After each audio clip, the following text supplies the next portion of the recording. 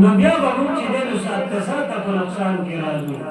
او په خپله باندې سوچ وکړئ نن سبا معاشره کوم طرف ته روانه ده زما ځوان کوم طرف ته روان دی زما مشر کوم طرف ته روان دی زموږ ماشومان کوم طرف ته روان دي بنیادان به تاسو ورېدلي په دې موبایلو باندې ګډېږي او په سوشل میډیا باندې او په فیسبوک باندې ورځي ځوانان وایي دا خپلې یوې ویډیو وایرل کېدو دپاره به هغه داسې قسمه کارونه وکړي چې هغه د الله او د الله د رسول خوښ نه وي د الله نافرماني وي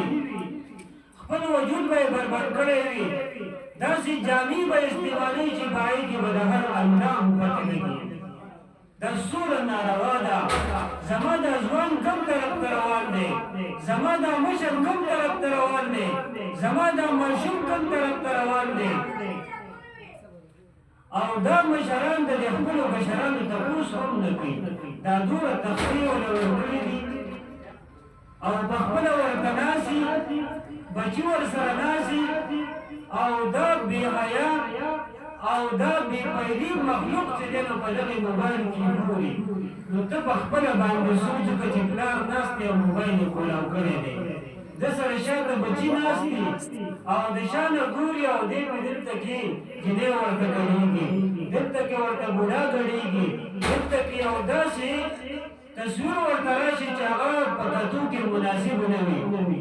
او دا ماشوم د دې پلار سره دا وګوري او د دې پلار سره بیبي هم ناسته ده د دې ماشوم مور ورسره هم ناسته ده حیا به د کوم ځای نه راځي دا حیا به خورېږي د کوم ځای نه خو زما مسلمان په غفلت کې پروت دی زما مسلمان چې دی نو هغه د دنیا سره زړه لګولی دی او آخرت طرف ته چې دی نو زړه دا نه مایله کوي قرآن طرف ته زړه نه مایله کوي